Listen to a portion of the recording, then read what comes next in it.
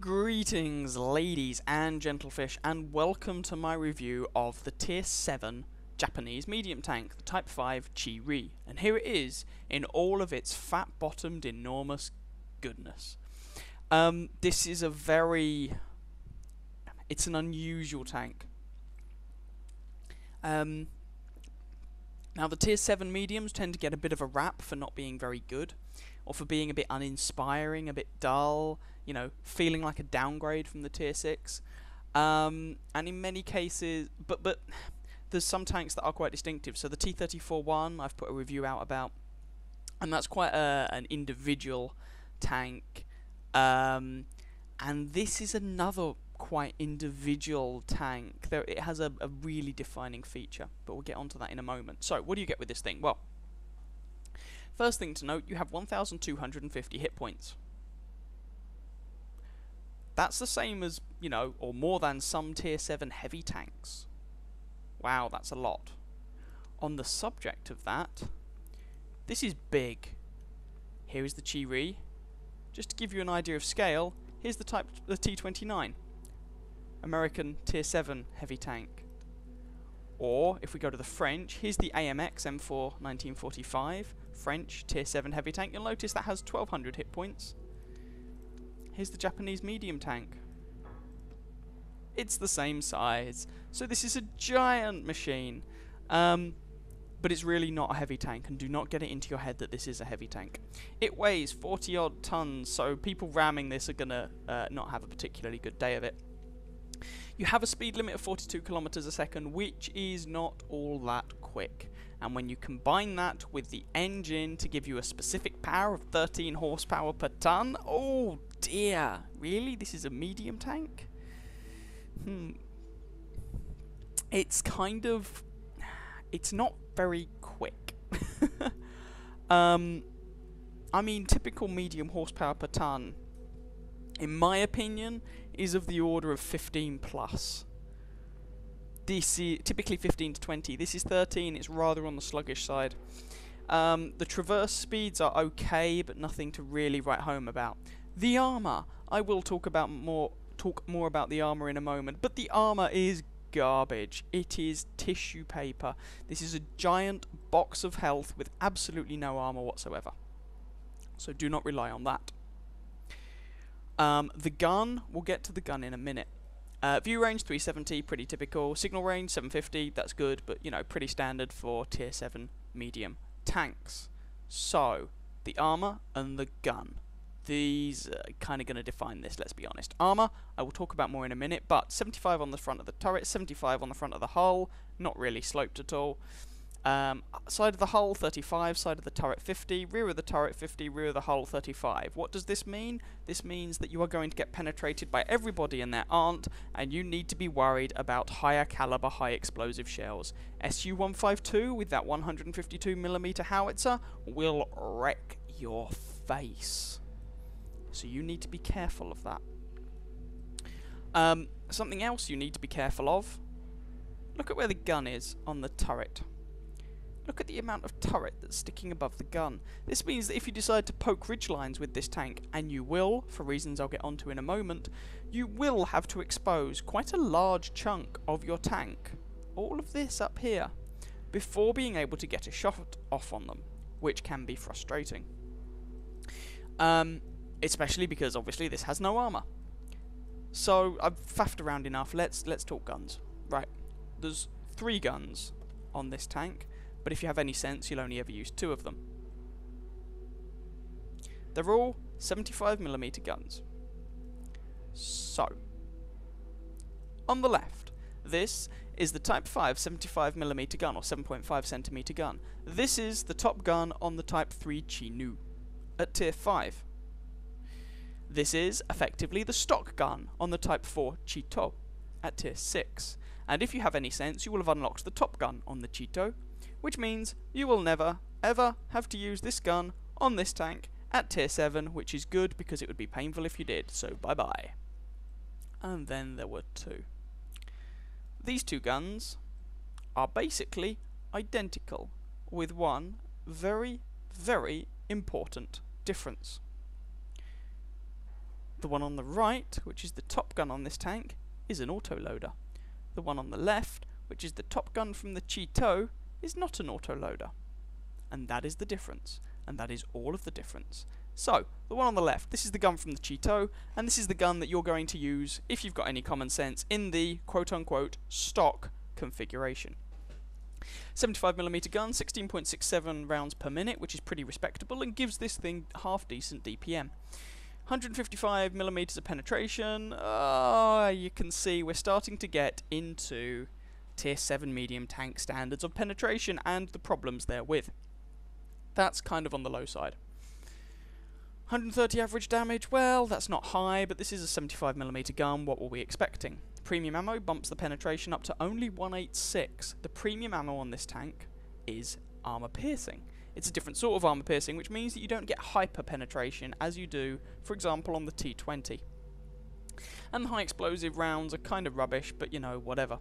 0.35 accuracy is nothing to be sniffed at. It's not amazing, but it's nothing to be sniffed at. 1.7 second aim time is bloody good, though. And then, for the top gun, you get all that, but it's an autoloader. And it's a very interesting autoloader. So it holds 3 shells in the magazine. It has a 1 second delay between shells within that clip, in that magazine, and it reloads the clip in 10 seconds. The rest of the stats are the same. Now, let's just think about that for a moment. That means that this tank can put out 390 damage every 12 seconds. 10 seconds to load the magazine. Fire a shot, 1 more second, fire a shot, 1 more second, fire a shot, then back to reloading the magazine. That's 12 seconds. If you look at things like the IS, suddenly, you know, this thing is looking very competitive, and you have that with a 0.35 dispersion or at 100 meters, or accuracy at 100 meters, which is pretty respectable, and a lightning fast 1.7 second aim time. So this means that you poke around a corner or over a ridgeline, smack someone in the face for 390 damage, and then you pull back and reload your magazine. Which is interesting. Now, obviously, I just compared this with the IS or the IS-2, for example. And just for the sake of argument, let's go to the IS-2 because I have it, and have a look at the Top Gun on that. So with this, you get a 4.88 rate of fire, which means that this will put out 390 alpha damage in just over 12 seconds, once every 12 and a bit seconds. So it means that actually the Chi-Ri has better DPM than an IS-2, for example. Downside, well, 155 penetration isn't brilliant, and this thing is immobile enough that flanking can sometimes be problematic. So you do have to bear that in mind. And of course you have to hit and penetrate with all 3 shots in order to do that 390 alpha damage, and so a lot of the time you'll end up doing an average damage of 260 as 2 of the shots penetrate, or something like that. Other thing to bear in mind, between shells in the clip, you load in 1 second, but you aim in 1.7 seconds. So it means that in the magazine this gun reloads faster than it aims, which means you have to be a little bit careful, and if you're at point blank range that can be fine, but if you're having to fire at range, or you're having to aim for weak spots, you might actually not want to pump a shot out every second. You might instead want to fully let the gun aim. And that's really the defining feature of this tank. If you do not use this auto-loading gun, and you don't have to, but if you don't use this auto-loading gun, there is absolutely no point in you playing the Chi-Ri, because that is what defines this tank. That auto-loading gun allowing you to pop out 390 damage every 12 seconds, combined with 10 degrees of gun depression, is what makes this tank work. Because everything else about the tank is garbage. Basically. Or decidedly mediocre at best. So let's have a quick look at the grind. So here is the Japanese tech tree, as it is. You can see there isn't much of it. There's only 1 line at the moment, medium line. Arotsu, it's another Renault FT clone. I mean, you'll be used to these by now. Tier 1, you'll get through that in no time. You then have a choice. You can go down light tanks or medium tanks. Either way, you're going to have to transition to a medium tank at some point. So it's your choice. You can do it earlier or you can do it later. I went down the light tank line because comparing these three to these bottom three, basically the light tanks looked to be approximately the same and get access to about the same guns, but they were light tanks. They kept their camo bonus, and they tended to be faster. And it's worth pointing out that whilst the tier 4 Ki-Ho is a light tank, it's not a scout tank, and so it does not get tier 8 whatever it is, scout matchmaking and all that horror. So you don't get that. So it's up to you. The advantage of going down the medium line is that you will have more guns unlocked for the Chi-Nu at tier 5, and you need less experience to get to the Chi-Nu from the Chi-He than you do from the Ki-Ho. So they're kind of the advantages. Tier 5, Chi-Nu. I enjoyed this tank. Not everyone does. You can see that there's an awful lot of guns to unlock, most of which are complete and utter trash. I ended up using the 157, that'd be awesome, the 57mm gun right up until the final gun, because these things are bad. And at least the 57mm gun, you know, the penetration is comparable, it gets a better rate of fire, probably better accuracy, yeah, better accuracy, and it has better premium ammunition, higher penetration on its premium ammunition, so I actually used this until I had ground out the top gun. The engine is a comparatively, well, I mean, this thing's never going to be fast regardless of what engine you unlock, but never mind. You unlock this gun, Bazinga. This ends up being quite a nice support tank with decent gun depression. Once you have the top turret, I think it's 10 degrees. And then you move on to the Chi-To at tier 6. Again, you've got this, the Chi-Nu's top gun is now your stock gun. That's okay, it was a vaguely respectable gun, but you do want to unlock this thing. The 75mm Type 5 Model 1. And this and the turret are both important on this because the turret takes you from kind of mediocre gun depression to 10 degrees of gun depression. This gun gives you better DPM, better penetration, and is just all round better. So you want these two, and that really makes this tank. And again, what you have is a support tank with gun depression. And in the case of the Chi-To, hilarious DPM. DPM on this tank is really, really very good. And a bunch of other modules to unlock. And then you get to the Chi-Ri. Now, if you've got any sense, you will already have this radio that you can equip immediately, and this gun that you can equip immediately so that you never have to play with the stock gun. So that means you have suspension, engine, turret, top gun to unlock, and then you unlock the STA-1. I would leave the engine for last because, okay, it gives you a boost in horsepower, but it does also make you slightly more liable to set on fire, and the engine is at the front on this tank, on these Japanese tanks, which can be frustrating. I think it's at the front on this. I could be wrong on that, but I'm pretty sure it is. Either way, this thing can catch fire. So I would leave the engine till last. You do, however, need the suspension in order to mount the much heavier top turret, and you will want that turret because A, it gives you more health, it gives you that 1250 health pool, which is nice, and B, it allows you to unlock this gun. So I would go suspension first, because you have to mount anything else, then turret, then gun, then engine, then STA-1. And I would unlock, I mean, you could actually, I guess, completely skip out on the top engine, because this tank is never going to win any speed races with or without this top engine, and you never use this engine on any other machine. I unlocked it, but you might decide you don't want to. And either way, when you get to the STA-1, you have to play it completely stock, because none of the modules carry over. But we'll get onto that when I buy the STA-1, play it, and then eventually do a review on it. So the grind on this thing is not terrible, if I'm honest, but it really, the tank really does come alive with that autoloader, so you do want the autoloader. Right, equipment. What equipment would I fit on this? Well, this is an interesting equipment setup. Now, again, I used pauper equipment on this because that's what I do on all my tanks until I decide whether I'm going to keep it or not. Now, this thing mounts an autoloader, yes, but it is one of the few autoloaders in the game that can be given a gun rammer. So step 1, give it a gun rammer, because whilst the reload of the magazine is not massively long, anything you can do to make it shorter is a good thing.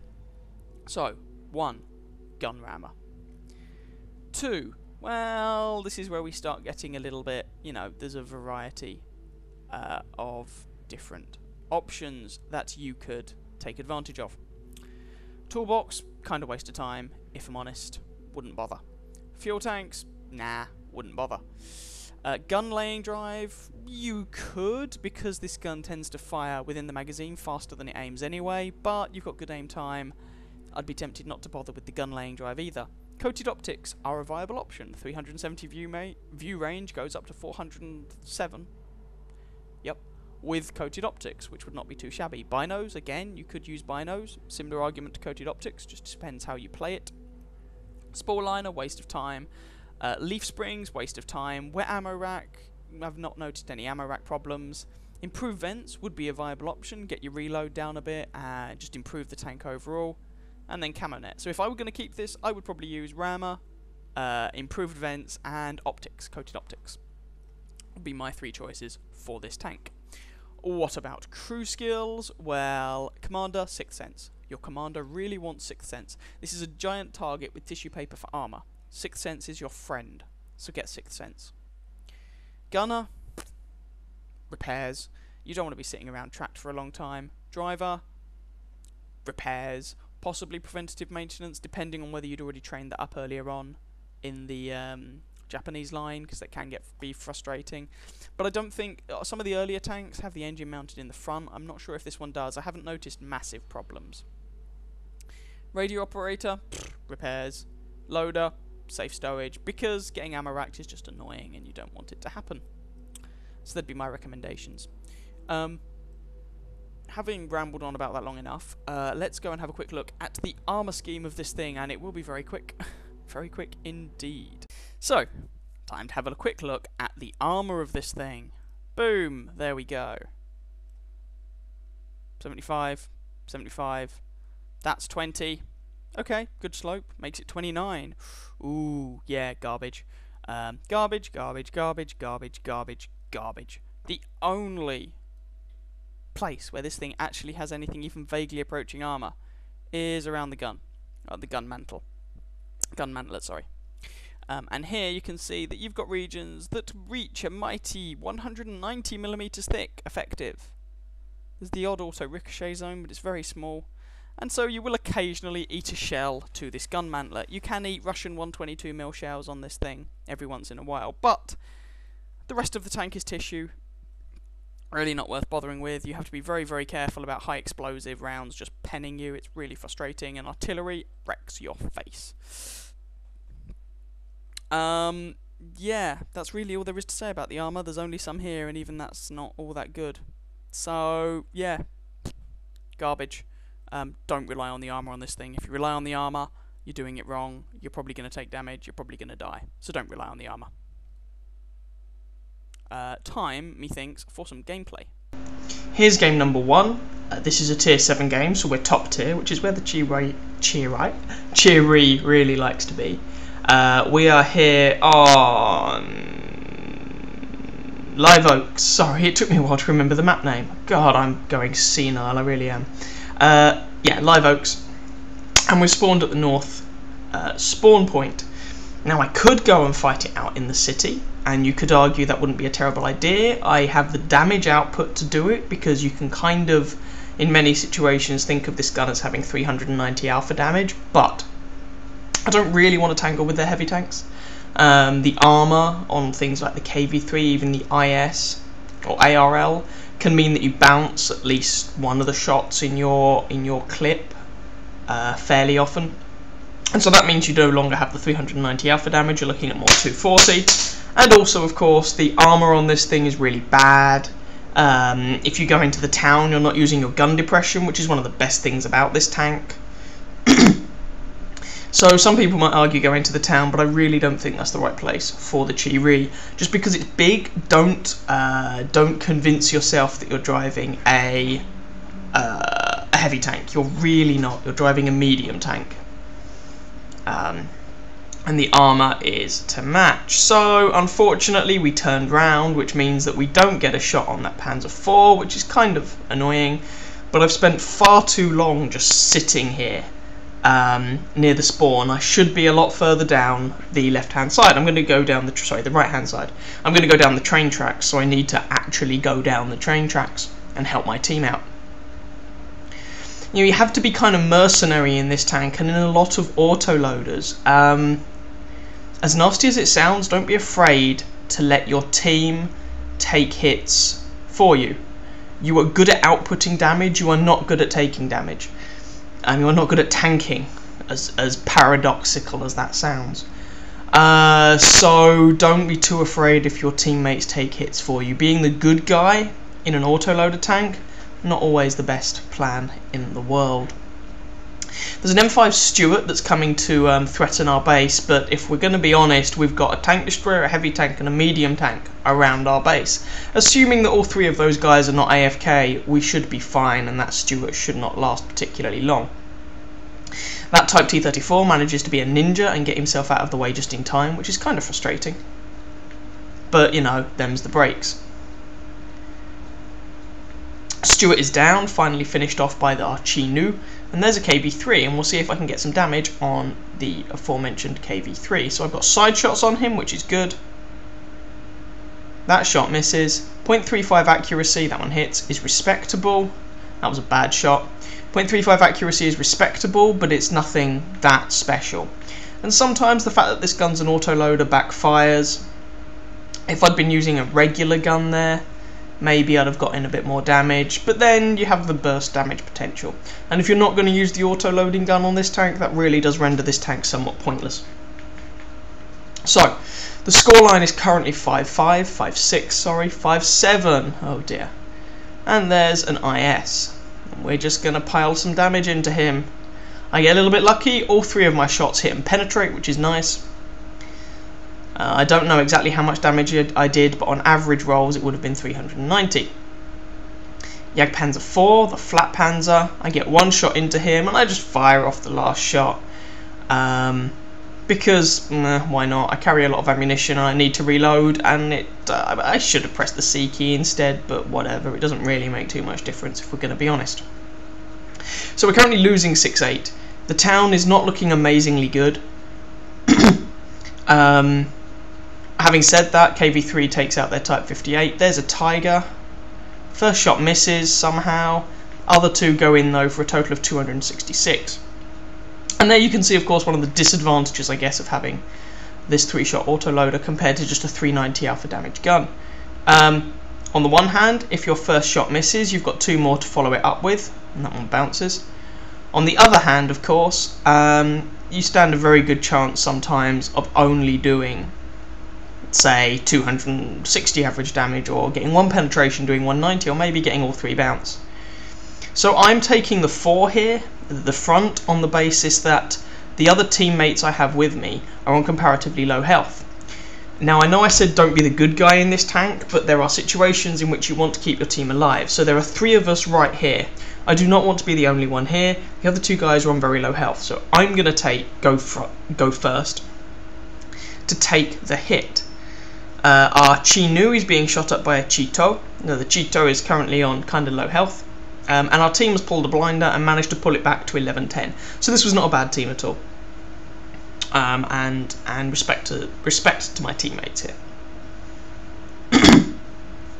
So our Cheeto finishes off their Cheeto, and suddenly it's 12-10. They've got a KV-3, an ARL-44, and a Panzer Soufflé. 4 left. Now, we lost our SU to their Panzer. We lost our KV-1S to their KV-3. But our Chi-Nu finished off their KV-3. So, there's the ARL and the Panzer Soufflé. The Panzer, I know, is somewhere in this vicinity because he was the one that nobbled our tank destroyer. He's probably camping at about E2 or something. And indeed our Cheeto says E1, E2. Yep, total in agreement. Don't know where the ARL is at the moment though. I'm just telling them, careful, okay, we outnumber them. In fact, it's the 3 Japanese tanks left now. So this is going to be a Japanese carry if we win.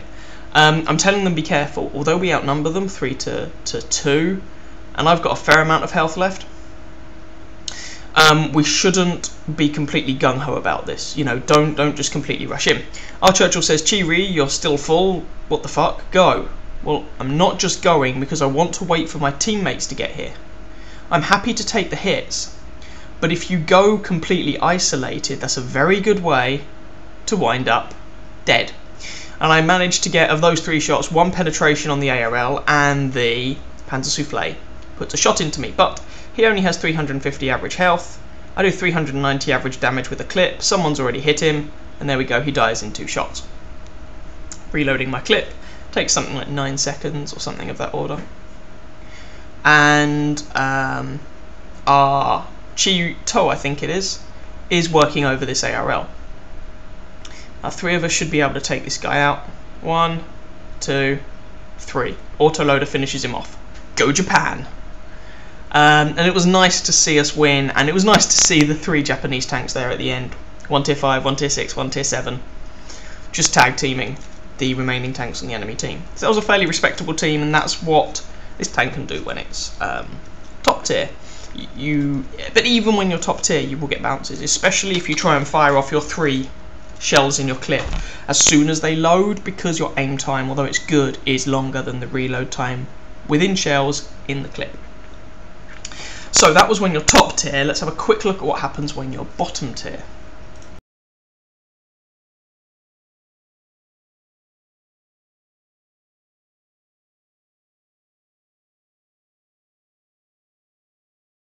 And here's the game with a very much less pleasant matchmaker. Now, generally speaking, as I said, this tank hates being bottom tier.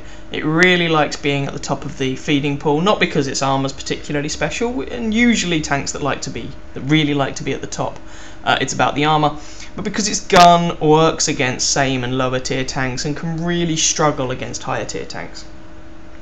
Even if you fire off premium ammunition, which is damned expensive, it's not APCR or heat, so the penetration isn't high. It's higher than your AP, but it's not high. It's about 180. So it's about the same penetration as the AP ammo on the Top Gun on the Pershing, or the T-44, and that's not spectacular. I mean, premium ammo on this tank has about the same penetration, plus or minus a few, as the 122mm gun on the KV-1S. And that's premium ammo on this. So do bear that in mind. But what are we going to do? Well, some people might be tempted, because this is a support tank and you're bottom tier, to go and pretend you're a tank destroyer in like G7. The problem with doing that is that the gun isn't really punchy enough to penetrate a lot of these tanks from range with any sort of reliability. And so you actually want to be a good deal closer to your targets than that. But try and play conservatively. Poke out, do your 390 average damage, assuming all 3 shots pen, poke back, trade, but trade effectively. And there's a Lorraine. Now this is both good news and bad news for me. In a one-on-one fight, that Lorraine will annihilate me. He gets an autoloader as well, but he gets a much more powerful autoloader.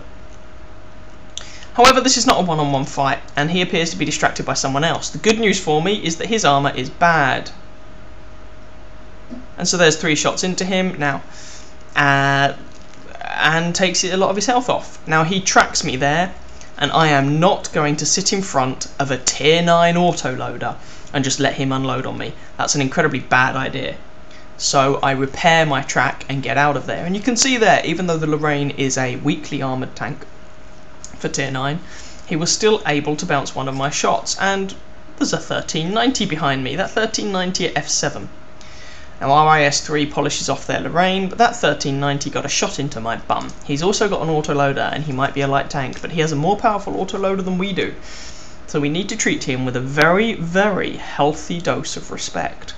In fact, frankly, any tank should treat a 1390 with a healthy dose of respect. They are dangerous, dangerous machines. So far we're winning 2-0. We've claimed a T-71 and their Lorraine, both of which are quite nice kills to have.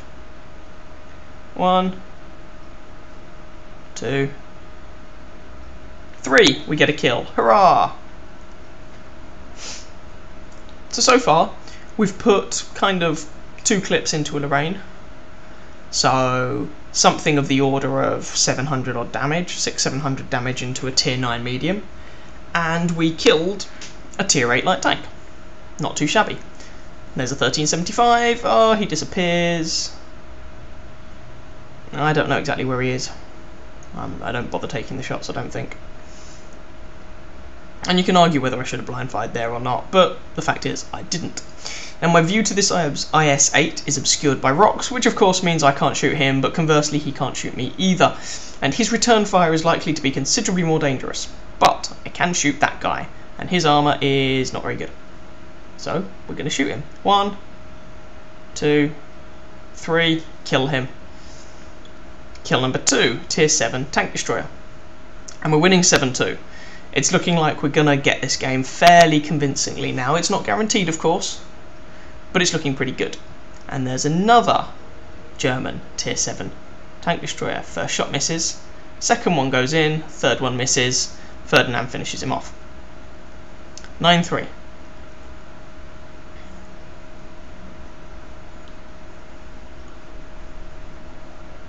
Just having a look to see what we can achieve. Being a little bit circumspect. T32. I can penetrate a T32 like that. Decide to reload my clip. Wouldn't have had a penetration if he'd come out there anyway, so that's not too bad. And might as well move up at the same time. It's 9-3 and I don't want the battle to get ahead of me, because there's still damage to do, still experience to be had, still credits to be earned, and still ways in which I can help my team. There's that IS-8 from earlier on, but I don't have a shot on him. T-32 has backed behind a rock, don't have a shot on him either. Just seeing if either of these guys are going to make themselves more amenable to being shot, but it appears they're not. So I just go down that slope, manage not to throw my track, which is nice, and come up here to help deal with them. Centurion takes out the T-32, which is quite nice. And so that just leaves a Lerva on 2 kills, an M103 and an IS-8. Now let's not underestimate these guys. They are still dangerous, of course, but hopefully we can wreck them. Now I'm trying to come up behind this IS-8 and help out our IS-8. It would also mean, of course, that I can put damage into a tier 9 tank in a tier 7 medium, which is always nice to be able to do. So, IS-8's bum. I'm trying to track him, but they're not really... Oh no, it looks like I have tracked him. Excellent. Someone goes around him. This IS-3 is determined to get in my way. And we manage to get the kill on him. And that just leaves the M103 alive, kill number 3. And it's very unlikely that we're going to get over there in time to do anything about the M103. There is a horde descending upon his position. He's not having a good day. And again, you can see here we're kind of pedestrian, we're not that fast. Our fuel tanks have been damaged, which is something to be a little bit wary of. And T-44 polishes off the M103, and that was the game. And so while the Chi-Ri doesn't like being bottom tier, you can still do some damage when you're bottom tier. And let's just compare this to the Black Prince in a way for a moment. Because neither of them, for various reasons, like being bottom tier, but the difference is that the Black Prince is very slow, speed limit 20 kilometers an hour. The Chi-Ri, although the gun has lower penetration, because you have that burst damage of the autoloader, and because you're not fast, but you are mobile-ish, you can still make it work in a tier 7 game. Certainly better than a Black Prince works in a tier 7 game. Let's go back to the garage for a few concluding remarks then.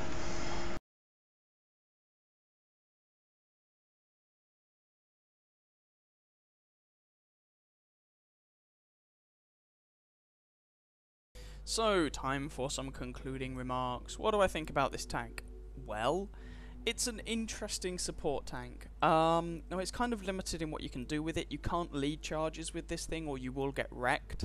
You want to try and conserve your health until late in the game and then kind of use that health as maybe a resource to just go and get some more damage and carry the game. The tank is capable of outputting a very respectable amount of damage, but it really doesn't like tier 9 games, although very few of the tier 7 medium tanks do, because they tend to have kind of low penetration on their guns. Alright, am I going to keep this? No. It didn't grab me. It's an interesting tank. It is interesting, but I just found it a bit slow and cumbersome and a bit frustrating, and there are other tanks I would rather play. And you also have to ask yourself, let's just compare for a moment this with, for example, a Comet. A Comet gets better gun depression, a comparable gun, but doesn't get the autoloader. But a Comet has slightly better DPM overall. So a Comet will just put out damage more consistently. This thing puts damage out in bursts. But a Comet also gets some usable armor and better gun depression. So you have to ask yourself, have I done anything in this that I couldn't do in some other tanks? And sometimes the answer to that will be yes. This has achieved things other tanks would not. But it's just not enough for me to keep it. I'm going to move on, move my way up the Japanese tech tree, get hold of the STA1, put up with the... I don't know why I just opened the mission tab, sorry. Put up with the terrible grind that will be. And yeah, I'm not going to keep this. But your mileage may vary, you may really enjoy it, you may want to keep it. It's certainly not a bad tank, but I struggle to say that it's really good, and it will appeal to a certain type of player, and it's not everyone's cup of tea. Some people find this an incredibly painful grind, some people find this a joy to play. I didn't really find it either. I was somewhere in between, but there we go. As I say, I'm not keeping it. Anyway, I hope you guys enjoyed that review, possibly found it vaguely useful. If you did, please feel free to catch some of my other videos and or subscribe to my channel, and I wish you happy hunting on that battlefield. Ciao ciao.